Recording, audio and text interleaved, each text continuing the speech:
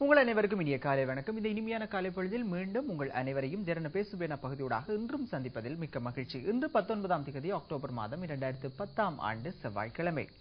பண்புள்ளவர்கள் மற்றவர்களை மகிழ்ச்சிப்படுத்துகிறார்கள் என்றும் பண்பு இல்லாதவர்கள் மற்றவர்களை துன்பத்தை ஆழ்த்துகிறார்கள் என்றும் சொல்லப்பட்டிருக்கிறது. ஆகவே பண்பானவர்கள் எங்களுக்கு எப்போதும் எங்கள் அருகில் நாங்கள் வைத்துக் கொள்ள வேண்டும் என்பதற்காக பண்பு உடையவர்களோடு நாங்கள் பழக வேண்டும். பண்பு இல்லாதவர்களோடு நாங்கள் பழகுவது எப்படி சாத்தியப்படும் என்று கேட்டால், பண்பு இல்லாதவர்களை நாங்கள் ஏதோ ஒரு சந்தர்ப்பத்தில் அவர்களை வழிநடத்த நாங்கள் முயற்சிக்க வேண்டும். அப்படி முயற்சிக்கும் பட்சத்திலே அவர்கள் திருந்துவார்கள் அல்லது பண்பானவர்களாக மாறுவார்கள் என்ற எண்ணம் எங்களுக்கு இருக்குமாக இருந்தால் நாங்கள் தொடர்ந்து முயற்சிப்பதில் எந்த தவறும் இல்லை. ஏனென்றால் இந்த உலகமானது பண்புடையவர்கள் வாழ்கின்ற காரணத்தால் தான் இன்னும் நிலைத்திருக்கிறது என்று திருக்குறளில் கூட சொல்லப்பட்டிருக்கிறது. பண்புடையார் பட்டுண்டுலகம் அது இன்றில் மண்புக்கு மாய்வது மண் என்று சொல்லப்பட்டிருக்கிறது.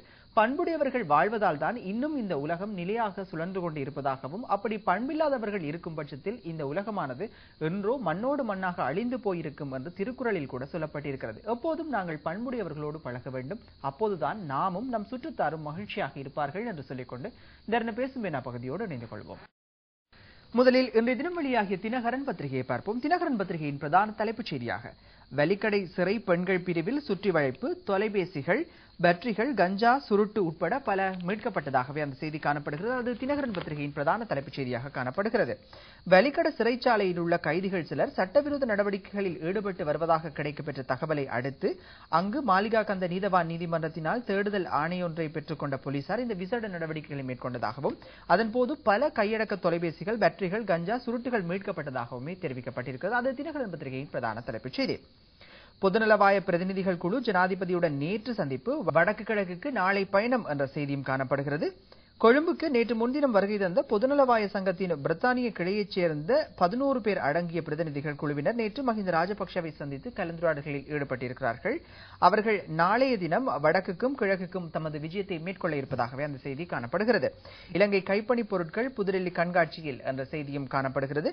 புதுடெல்லி நகரத்தில் இம்மாதம் 29ஆம் தேதி முதல் நவம்பர் 11ஆம் தேதி வரை ஷில்ப ஸ்ரீலங்கா கண்காட்சி மற்றும் விற்பனை சந்தை நடைபெற இருக்கிறது. இதில் இலங்கையைச் சேர்ந்த பல கைப்பணிப் பொருட்கள் அங்கு காட்சிக்கு வைக்கப்பட்டிருக்கும் என்று சொல்லப்பட்டிருக்கிறது.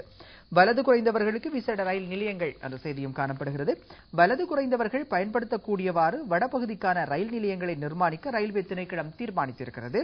அது தொடர்பாக அப்பகுதியில் ஆய்வொன்று நடத்தப்பட்டதாக ரயில்வே திணைக்கள வணிக அத்தியட்சகர் விஜய சமரசிங்க தெரிவித்திருக்கிறார். வேலைவாய்ப்புக்கு ஆட்களை அனுப்பாத வெளிநாட்டு முகவர்களின் அனுமதி பத்திரம் ரத்து என்ற செய்தியும் காணப்படுகிறது. வெளிநாடுகளுக்கு வேலைவாய்ப்புக்காக ஆட்களை அனுப்பாத வெளிநாட்டு முகவர் நிலையங்களின் அனுமதி பத்திரங்களை ரத்து செய்யப்பட இருப்பதாக வெளிநாட்டு வேலைவாய்ப்பு பணியகம் தெரிவித்திருக்கிறது. அத்தகைய முகவர் நிலையங்கள் குறித்து ஆராய்ந்து வருவதாக பணியக உயர் அதிகாரி ஒருவர் தெரிவித்ததாக அந்த செய்தி காணப்படுகிறது. அவை தினகரன் பத்திரிகையின் பிரதான செய்திகளாக அமைந்திருக்கின்றன. இனி இந்த தினம் வெளியாகிய வீரகேசரி பத்திரிகையை பார்ப்போம். வீரகேசரி பத்திரிகையின் பிரதான தலைப்புச் செய்தியாக, ஆதாரங்கள் இருந்தால் சிங்கள மக்கள் யாழில் குடியேற்றம், இல்லையில் மாற்றிடம். ரயில் நிலையத்தில் தங்கியுள்ளவர்களை நேரில் சந்தித்த பின்னர் மீள்குடியேற்ற அமைச்சர் மில்லர் பெர்னாண்டோ தகவல் என்ற செய்தியை வீரகேசரி பத்திரிகையின் பிரதான தலைப்புச் செய்தியாக அமைந்திருக்கிறது. அத்தியாவசிய பொருட்கள் விலைகளை குறைத்து மக்களுக்கு சலுகைகளை ஏன் அரசு வழங்கவில்லை என்ற கேள்விக்குறியோடு ஒரு செய்தி காணப்படுகிறது. ஐக்கிய தேசிய கட்சி எம்பி கயந்த கருணாதிலக்க கேள்வி எழுப்பியிருக்கிறார்.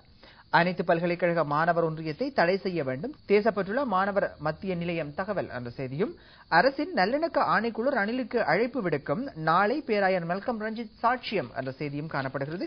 அதே நேரத்தில் கனடா நோக்கி மற்றும் ஒரு கப்பல் பயணிப்பதாகவும் ஒரு செய்தி வந்திருக்கிறது.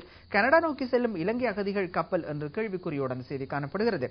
இலங்கை அகதிகள் அடங்கி 2வது படகு கனடாவை நோக்கி பயணித்துக் கொண்டிருப்பதை அந்நாட்டு அரசாங்கம் கண்காணித்து வருவதாக குளோபல் மெயில் செய்தி வெளியிட்டுள்ளதாகவே அதனை மேற்கோள் காட்டிய ஒரு செய்தி வீரகேசரி பத்திரிகையின் முக்கிய செய்தியாக பிரசுரிக்கப்பட்டிருக்கிறது. இனி இந்த தினம் வெளியாகிய சுடரொலி பத்திரிகையின் சில முக்கிய செய்திகளை பார்ப்போம். எப்போதும் இல்லாத அரிய சந்தர்ப்பம், ஆனால் இனப்பிரச்சினை தீர்வில் திசை மாறி செல்கிறது அரசு என்று ஆச்சரியக்குறியோடு ஒரு செய்தி காணப்படுகிறது. சுட்டிக்காட்டுகிறது இந்திய நாளிதழ் த ஹிந்து என்ற செய்தி சுடரொலி பத்திரிகையின் பிரதான தலைப்புச் செய்தி. இலங்கையில் மஹிந்த அரசின் தற்போதைய போக்கும் அதன் அண்மைக்கால செயற்பாடுகளும் நாட்டின் இனப்பிரச்சினைக்கு நியாயமான தீர்வு ஒன்றை கொண்டு வருவதிலிருந்து திசை மாறி செல்கிறது என்ற கருத்து பதிவை ஏற்படுத்தி இருக்கிறது. இது குறித்து உண்டாக்கியுள்ள அதிருப்தியை அடுத்த மாதம் தமது 2வது பதவிக்காலத்தை ஆரம்பிக்க உள்ள ஜனாதிபதி மஹிந்த ராஜபக்ஷ கருத்தில் கொள்ள வேண்டும். இவ்வாறு கருத்து வெளியிட்டுள்ள ஆலோசனை வழங்கியுள்ள பிரபல ஆங்கில நாளிதழ் த ஹிந்து என்ற செய்தி காணப்படுகிறது. அது சுடரொலி பத்திரிகையின் பிரதான தலைப்புச் செய்தி. இன்னும் 3 மாதங்களில் உங்கள் பிரச்சனை தீரும், யாழ் ரயில் நிலையம் சென்ற மில்ராய் பெர்னாண்டோ வாக்குறுதி. அதுவரை உணவுப் பொருட்கள் மருந்து வகைகள் சிங்கள மக்களுக்கு வழங்க ஏற்பாடு என்ற செய்தியும் காணப்படுகிறது. ஜனாதிபதி இன்று விஜயம் செய்ய உள்ள நிலையில் வவுனியா நகரில் நேற்றிரவு வெடிப்புச் சம்பவம், 2 காயமடைந்ததாகவும் ஒரு செய்தி காணப்படுகிறது. அவை சுடரொளி பத்திரிகையின் பிரதான செய்திகளாக பிரசுரிக்கப்பட்டிருக்கின்றன. இத்துடன் திறன பேசும் பேனா பகுதியை நாம் நிறைவு செய்து கொள்கின்றோம். மீண்டும் திறன பேசும் பேனா பகுதி வழமை போல நாளையும் இடம்பெறும். சிங்கள மற்றும் ஆங்கில செய்திகளை உடனுக்குடன் தெரிந்து கொள்ள www.aduderna.lk பார்வையிடுங்கள். வணக்கம்.